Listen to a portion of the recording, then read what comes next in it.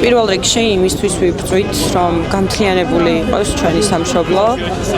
გვინდა რომ ხალხს უსმენდნენ და მოხუცებიც და ის ხალხიც, რომელიც ეხლა ვერ არის იმ დონეზე, როგორც უნდა იყოს, თუნდაც სიბერეში, თუნდაც ახალგაზრდების პირობები, გვინდა რომ ყველაფერი იყოს კარგ მდგომარეობაში და თავი ქუდში გქონდეს.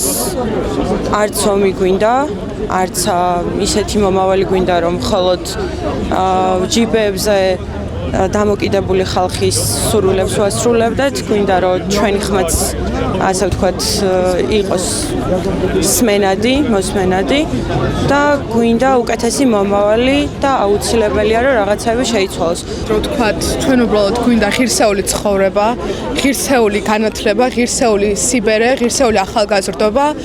გვინდა რომ ქვეყანაში იყოს დემოკრატია, გვინდა ისეთი პარლამენტი, რომელიც ხალხს მოусმენს და გვინდა ახალი არჩევნები.